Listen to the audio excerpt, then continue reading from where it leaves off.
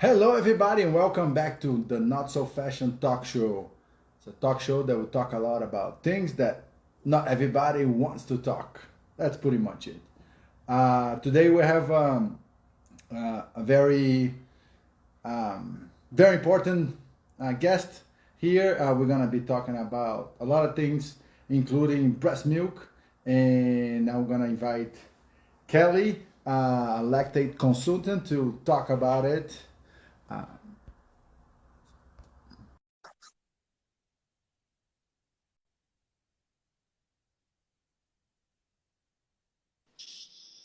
Hello. Hi, Hi, how are you? I'm doing well. How are you? Can you hear me Good. okay on my phone? Yeah, I can hear you well. Okay, good. You might be thinking why a dad wants to talk to you about breast milk, but as I was introducing in the beginning, this is I call the Not So Fashion Talk Show because I like to talk about things that a lot of dads or a lot of people don't want to talk about it, such as feelings and things like that. I even have a parent support group online that we are starting it. So that's the reason why I wanted to talk to you about it. Perfect. I'm so glad. So before we start, I would like you to introduce yourself a little bit. You are a lactate consultant. You are helping my family right now, actually, with my second child. And well, I'll let you present yourself and your work a little bit more for us. Sure. Yeah, my name is Kelly Euperio, and I guess I'm totally a lifelong learner because I am a registered dietitian.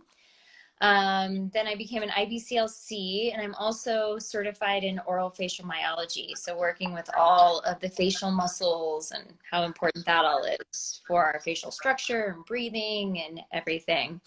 So an IBCLC though, that's what my main focus is. That's an international board certified lactation consultant. Very cool, very cool. Well, we all know that I think everything starts in the mouth. Like as an athlete, I learned that even your cavities will affect your performance. So everything starts in the mouth, and breast milk. It's like I don't know. I'm a freak with food, and that's why I wanted to talk to you because like I remember the day that we were in the NICU and somebody gave formula to my son, and I was like, no, no, no, no formula whatsoever. Because like I was always a freak with food like that. Mhm. Uh, Now breastfeeding can be very stressful, right? Uh, Yeah, I mean, it kind of, you never know what you're going to get, basically. and so my big question here: how dads can help? Because sometimes it's like I at least I feel bad because like I can't do it, and I don't know where to help. Of course, like I try my best, but how in general, like your biggest, let's Yeah. say, tip for a dad that can help with breastfeeding? Well, I think that there's kind of two areas to talk about. Some dads kind of also get a little bit jealous that they can't feed and they think that the bonding is coming from the feeding. And so the first thing that I would want dads to know is that it's not the act of feeding that bonds you to a child, it's the place that we hold the baby. So we're holding that baby at the breast, skin to skin. So if dad does skin to skin with baby too, you'll have all of that bonding. So it's not the feeding that bonds, it's the place. And then as far as helping, like it's wonderful that you want to help. And it's wonderful like that there's all these dads out there that want to help and they have these feelings of wanting to help. But we have to think of it as helping the mom. So we are going to help them as much as possible so that they can help the baby. Um, so that's number one. We want to feed the mom. We want to clean for the mom. We want to do everything while she is breastfeeding for her because it takes so much time and energy and actually physical energy too. It takes more calories to breastfeed than it does to for your heart to beat for 24 hours. So our Wow. body is physically demanding. So there's that. But then there's also so many things. The dad can change diapers, which might, movies make it seem like, oh, gross, changing diapers. But it's actually a really intimate moment where you can have eye contact with your baby, and yeah. Yeah. And it's really not as gross as everyone makes it out to be. It's fine. You get used to it. Um, and you can get baths. And again, another really intimate moment where they are very soothed and all of that. So those are my biggest tips for that. Yeah, I can back that up. I mean, if you ask my wife, I probably miss a lot of stuff, but I tried my best to help. But the changing the diaper and holding the baby definitely, because I think mom and the baby they naturally have a easier bond. I mean, let's put it this way. And the dad has to build like from day one to talking to the belly to holding, and those are two things I did with my kids, and I think it helped. So I can back that up too. And one thing I did was to change my diet with my wife because that's actually my next question. Because everything you eat, everything you put in your body will affect the breast milk, correct? Yeah, it does. So it's a myth that you can eat whatever you want and it doesn't affect the breast milk at all. So let's talk about that myth a little bit and where it comes from and how there's part truths to it. Whenever, sometimes I'll hear people say, oh, I can't eat broccoli because it makes my baby gassy. That's most likely, it's actually probably something else, but it's usually the protein in certain foods, and it's usually foods that really upset mom. So if mom is really sensitive to broccoli specifically, then maybe, but it's not very likely. So today, this day and age, especially in the US and other Western countries, we have very leaky guts. We don't have these guts that have really tight junctions. And so our guts are more open as adults than they should be.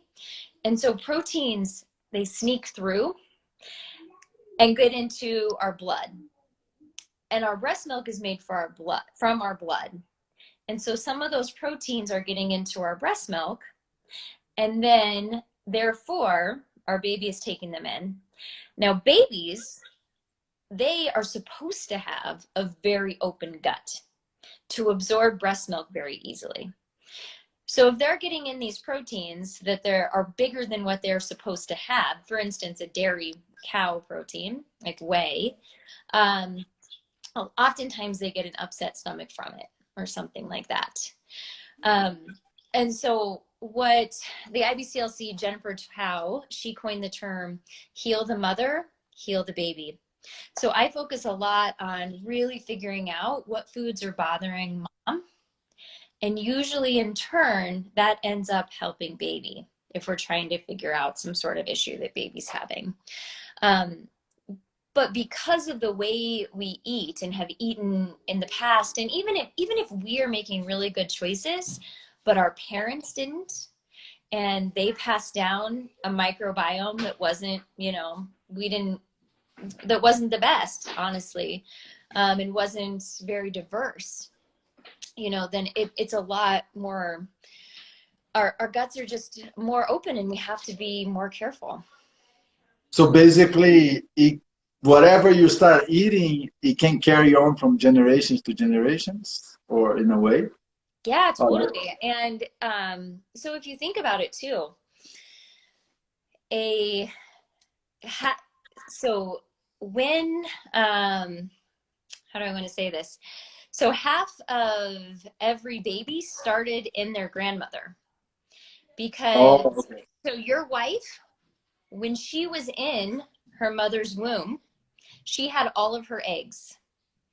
And so all of those eggs were already getting a lot of genetics and a lot of that microbiome, even as eggs from grandma. Wow. Yeah. That's pretty interesting. Yeah. So you started out in your maternal, like half of you in your maternal grandmother's body. as an egg. Like in your maternal grandmother's body, in your mother's body, you know? Wow. But there's been some research that shows that that makes a difference. And so it carries on for generations. That's incredible. So what you eat today would actually affect your grandchild, and that's very important. And now that you mentioned that most of us have leaky guts, as a dietitian, what do you? Well, first, like, it's there's no benefit of having a leaky gut, right? Or there is benefit? No benefit. I No, would for infants assume. there are, but not for an adult. It's supposed to close up. Okay, supposed to close up. And why you think is that? You know, why you Why do we want it to close up? no, why you think most people have leaky guts nowadays? Because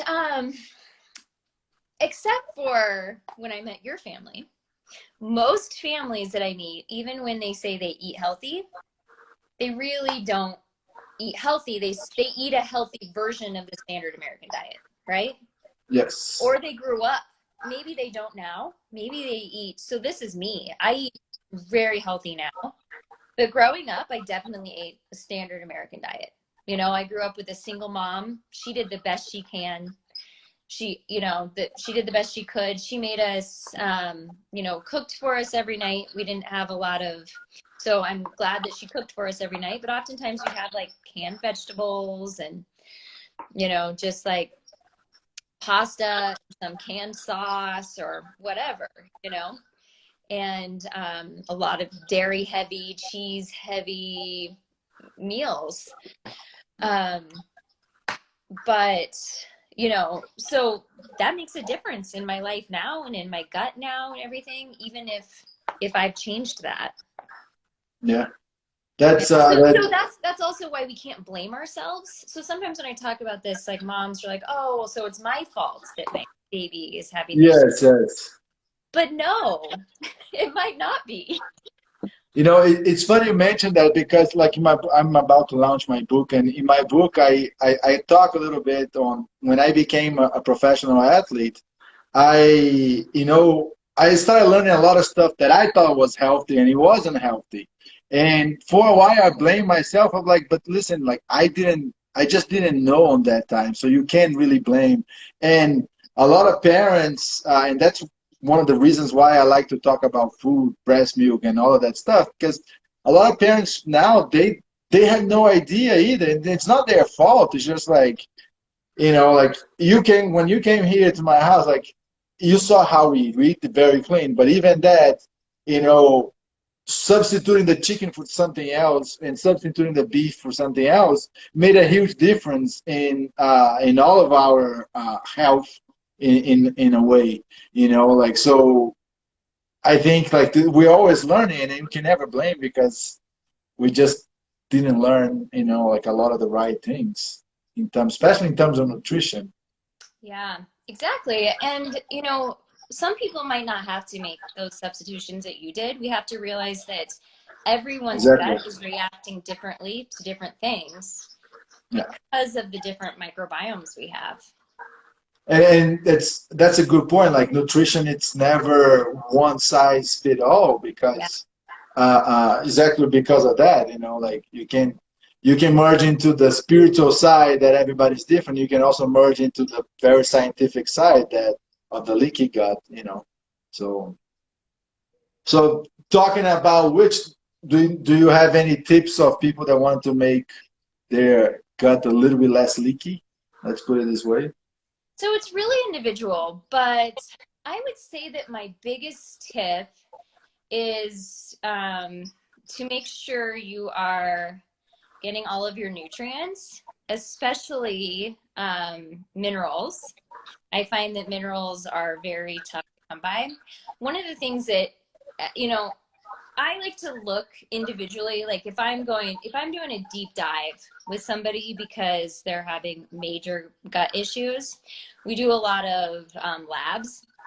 But one thing that I have almost everybody do is make a vegetable broth with fresh vegetables. And I have a few recipes that I'll give people, and we do a lot of like turmeric and ginger and stuff like that, and it makes it taste good That's too. good.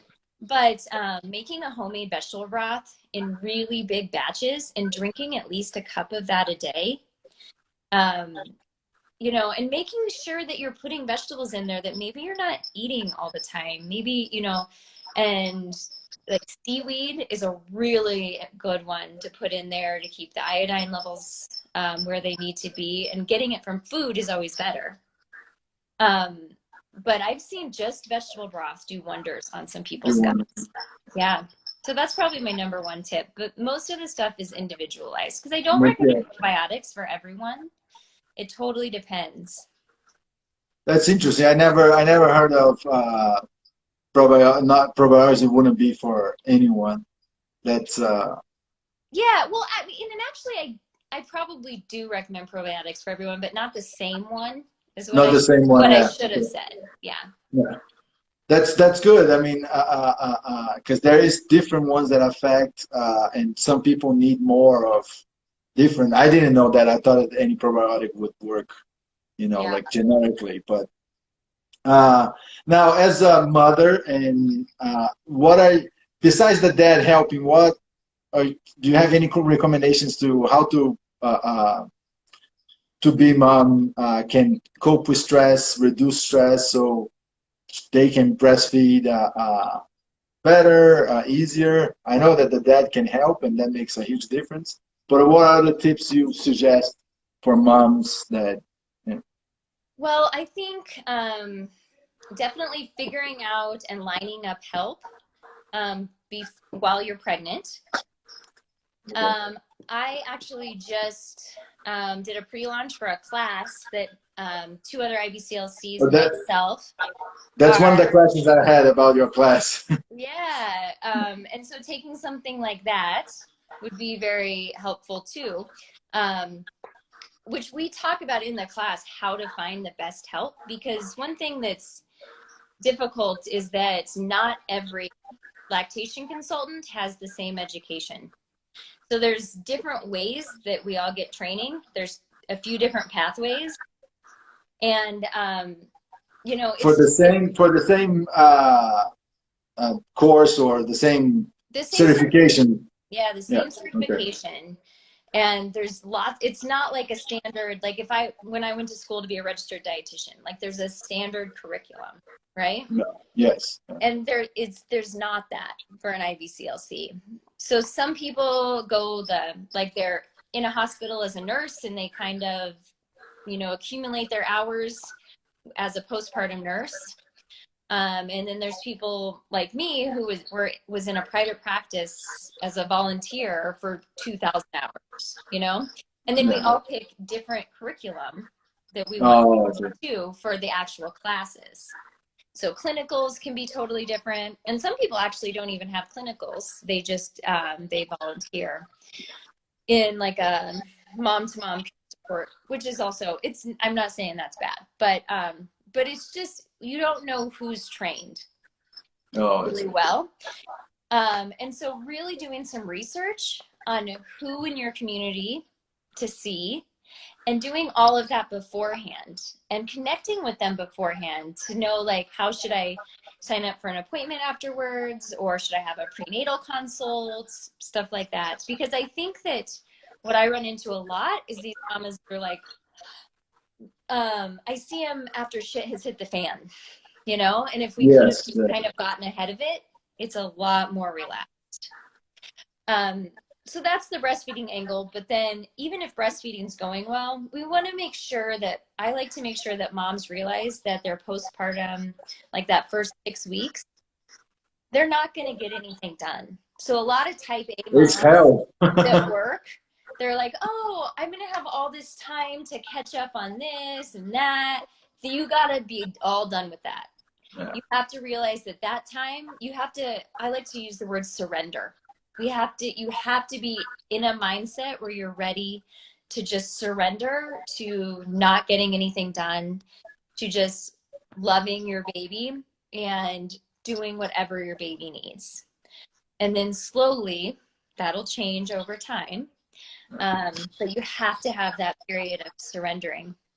Yes, I totally came back on that, and like even for the dads, because like this first 6 weeks on my two kids, it's hell pretty much. Like you think you can do stuff, and it's like it's after another and after another, and like it's stressful because you want to see if he's gaining weight and this and this and this, like, and you have no time for anything whatsoever. Right. So yeah, those 6 weeks are crucial. I think it's very stressful. Now, I have a interesting question. Do you ever suggest a formula? And if you do, which formula would you like pick as a most natural one? Um, so so I don't necessarily suggest anything.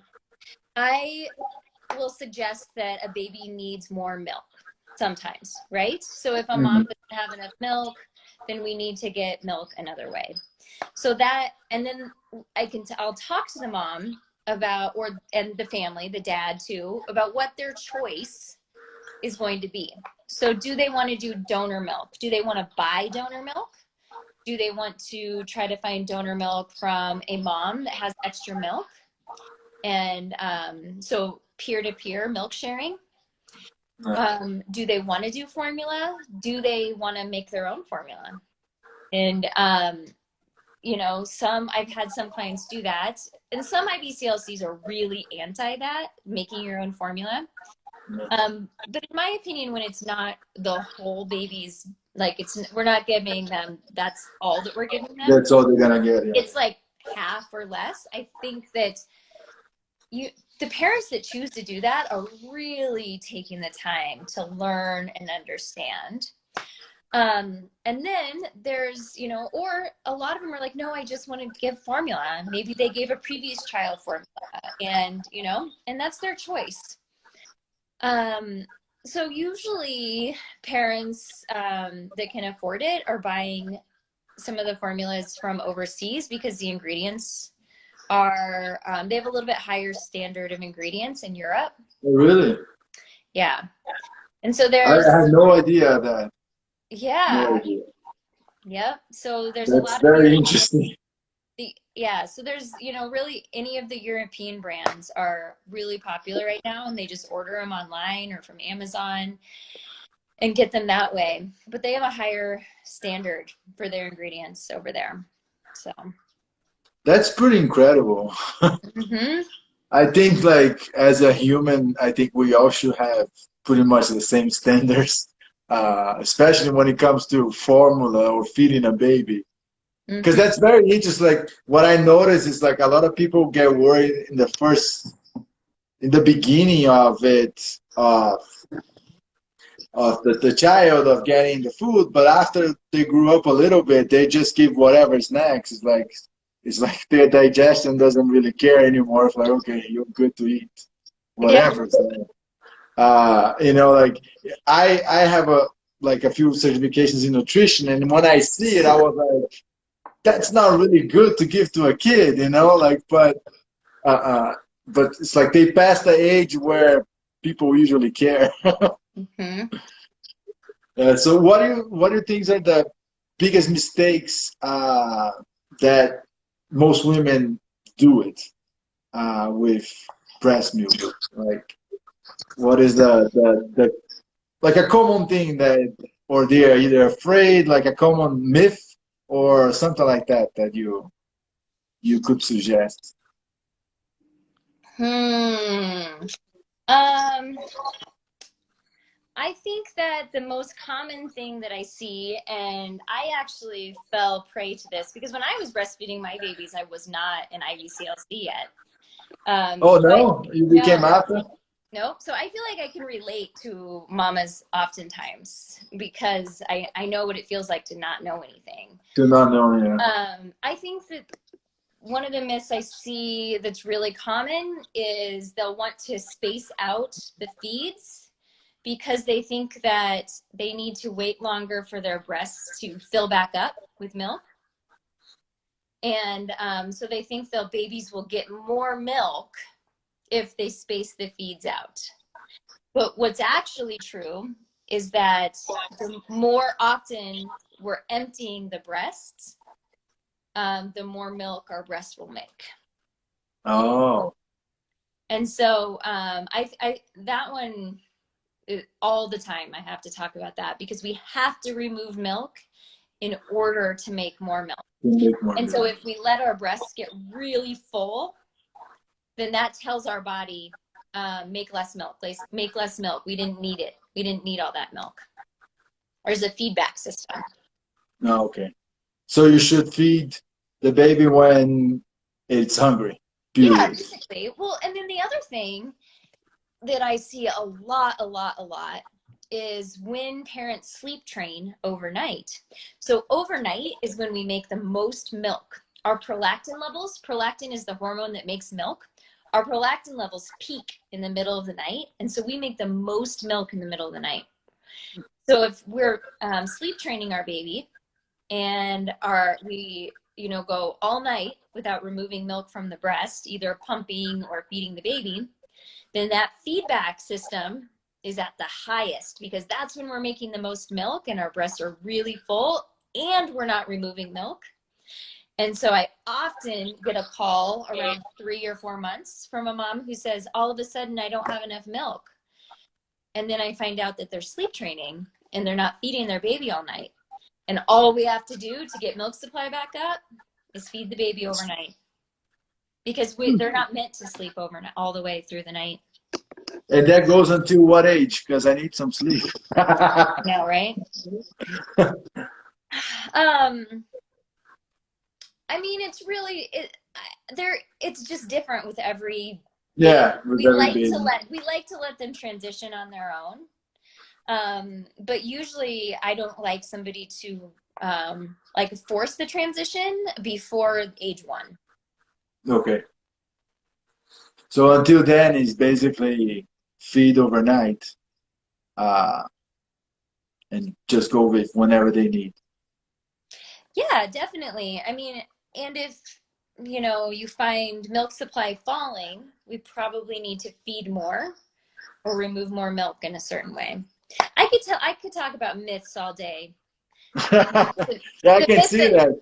I remember when you came here. Doesn't exist. Tongue tie and lip tie is probably one of the biggest problems that people have with breastfeeding. Moms blame themselves all the time, like, I'm so weak, this hurts, or it's my fault, I don't have enough milk, or et cetera, et cetera. But oftentimes it's because the baby's oral anatomy isn't,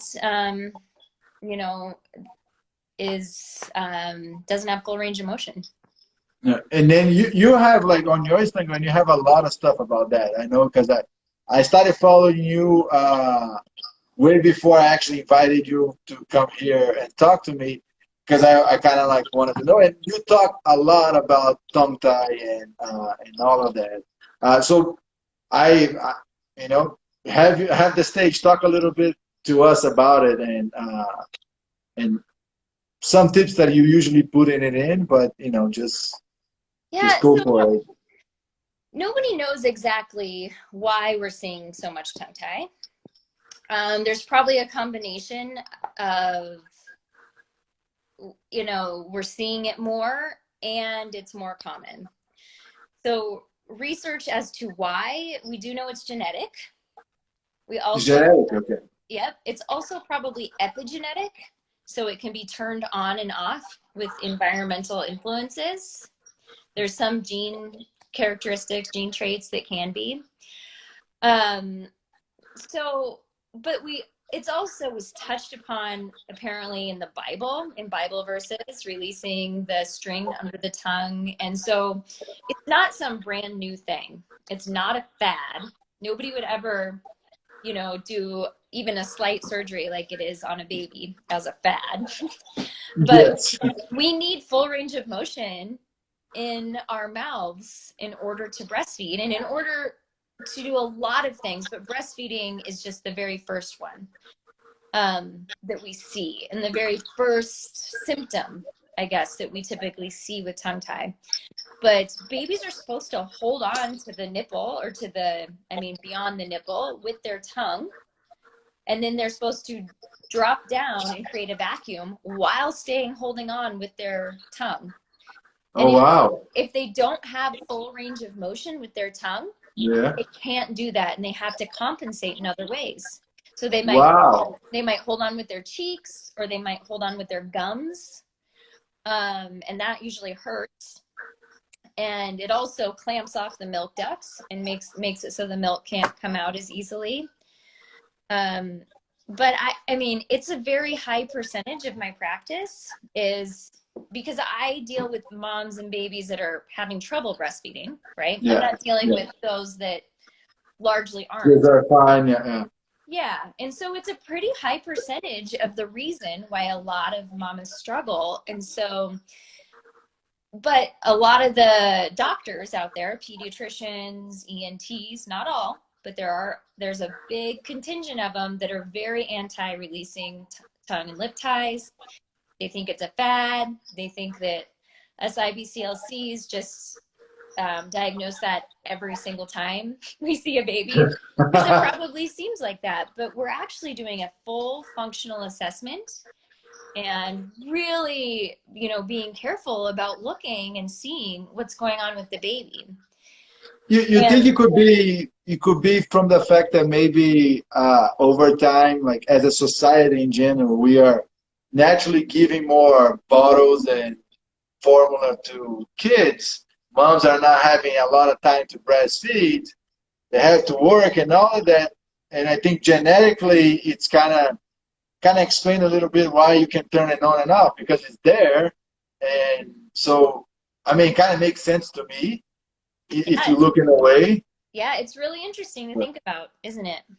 Yeah, Mm-hmm. because the way I see is like we are merging into a way like we kind of have to go back a little bit to our primal because we need to get healthy at the base. We can see now with COVID and all of it how much we're struggling in health in general.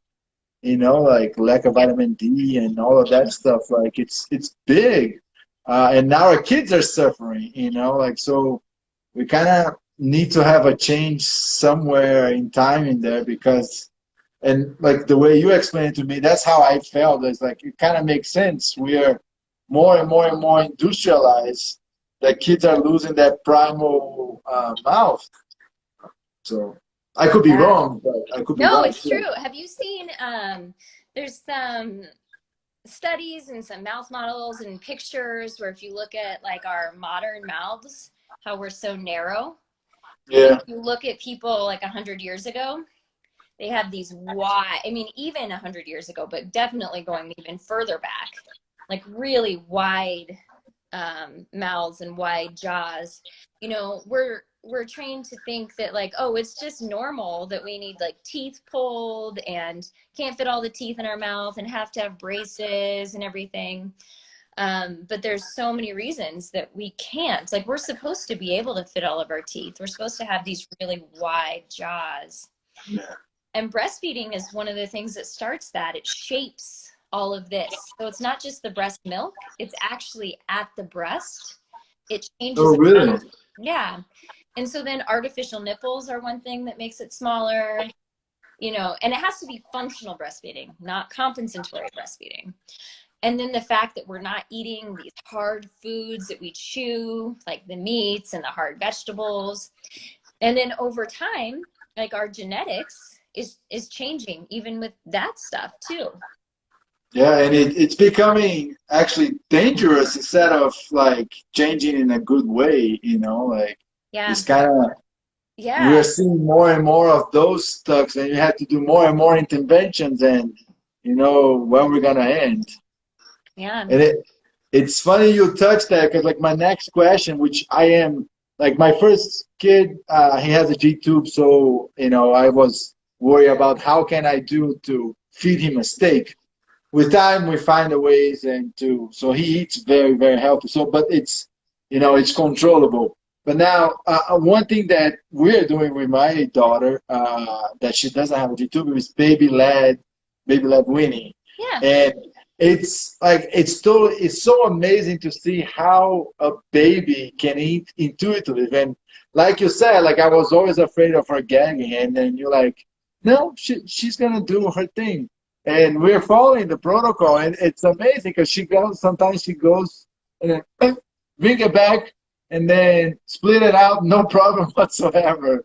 So can you talk a little bit about baby-led weaning? Because I think that's a very interesting thing. And Yeah, so it's basically just the fact that we don't have to puree foods to give to infants and then like they get to chunky foods, and that's all a baby food manufacturer thing. That was never like, if you think about humans pre 1920, nobody did baby food. That wasn't a thing. yeah. And so we're just kind of going back to really trusting instincts. So it's not completely baby led. We choose what we give the baby. We give the baby what we're comfortable with at first. And then we get a little more comfortable, a little more comfortable. But we all, as humans, starting with when we're babies, we have safety mechanisms in our mouth. So babies have, the most important one is their gag reflex. And their gag reflex is really far forward. It's like a little further back than mid-tongue. Mine is really far back. I would have to, I don't even know if I could reach where I could gag myself. Because I have a really functional swallow. I have to be protective. Babies are not very functional with that stuff yet. They're not great at moving the bolus around in their mouth, so they have to have it really far forward as a protective mechanism. Let's put them. Right.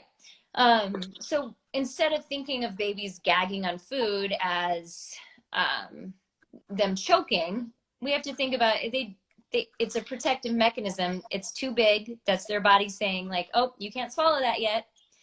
And so it's learning.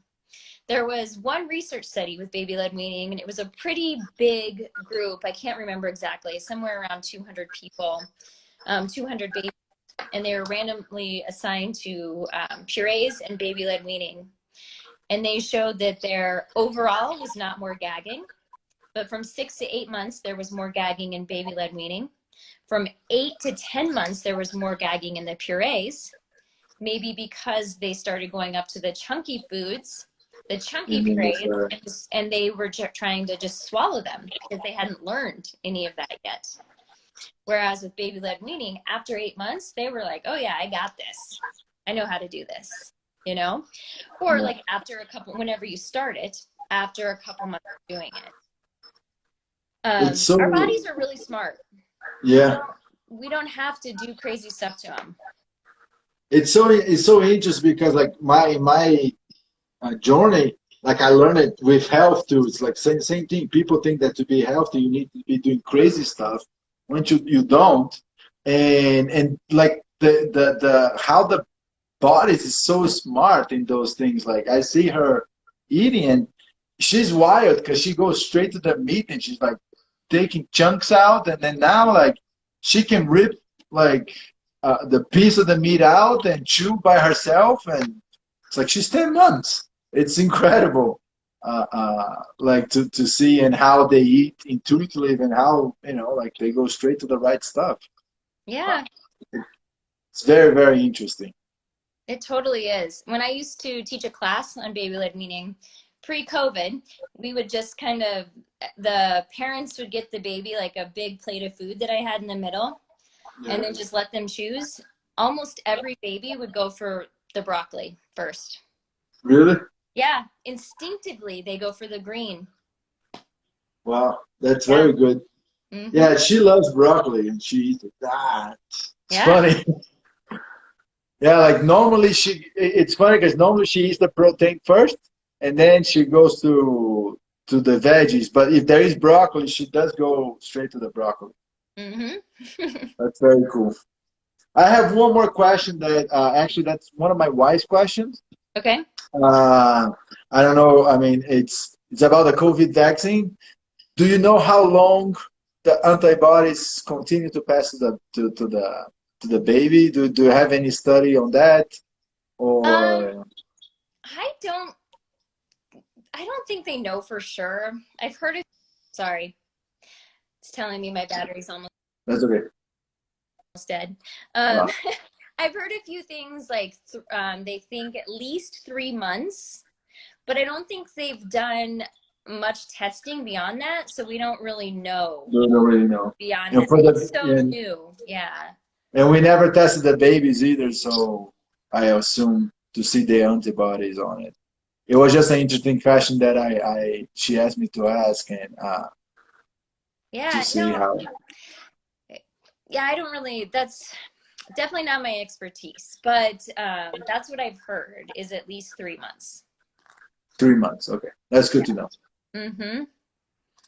All But we right. might find out later that they do a test longer, you know. Yeah, I'll be interesting to see too. On a test on a baby that had that from the mom, how it would be. So Yeah, it's interesting. And it would also be interesting to see how it differs from a mom that had COVID.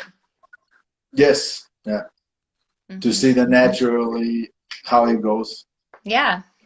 Yeah, because I know it's been a big discussion in there, and I didn't want to. I know, like, if you want to say something about if you're seeing anything, any reactions and stuff like that with babies, but I thought I was thinking if I should even touch the subject or not. But Yeah, it's pretty controversial. I'd yeah, say that in breastfeeding, the most common symptom I'm seeing after getting the vaccine are clogged ducts. block And books. so I recommend that a breastfeeding mama that's getting it, if you can afford it, getting a lymph drainage massage by a professional right afterwards is Okay. really helpful. But if not, really staying on top of your breast health and making sure you're removing milk really often, and ask your IBCLC if you have one for recommendations on supplements that you could take through that period to stave off clogged ducts, and also stay away from inflammatory foods as much as possible during that period, because that can also contribute to clogged ducts. So um, No, okay. yeah, So so that's a that's common thing. Have you seen it? It's clogged ducts. yeah, that's the most common symptom. I mean, I've seen some other symptoms just here and there, but that's pretty across the board. A lot of people are seeing that.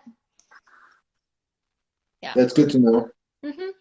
So, mamas, if you take the vaccine, make sure to do some drainage, Lymph drainage massage. Yep. nutrient massage.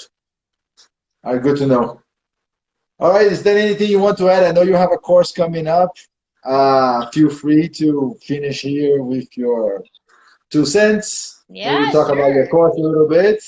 And I appreciate you coming here talking to this crazy dad, but I like to talk about those things. I'm a freak with nutrition, and I really worry about the things that I put in my kid's body. So that's why I eat so clean, and I try to lead by example. That's how I wanted to be the example for my kids in terms of nutrition. So and Totally. health in general. Well, I loved working with your family, and Thank you. ongoing. I mean, you guys are a total blast. So, Oh, thank you. so I'm so glad I could join you. But yeah, so myself and two other IBCLCs, we just launched a class. It's called Baby Prep U, or Baby Prep University. And basically, we have three main parts. We have a breastfeeding, a pumping and back to work, and then a starting solids class. And then we're also going to have so many extra modules that you can add on, or if they get all three classes, they get them all. Stuff about nourishing your body while pregnant. What if you have gestational diabetes, or different things with tongue tie. We're going to have a tongue tie, lip tie module. And I mean, I can't even go through them all right now, but basically anything that you can think of, we're going to have a module for it, because what we've realized is there's not enough support out there and really good IBCLCs that know a lot. And so we want to prepare families to, to really be able to navigate this tough time and often stressful time on their own. Cool. There's anything for dads coming up? So we launch it officially in 2 weeks on October 1st. All right. our official launch date, but you can sign up now. And yeah, that's it.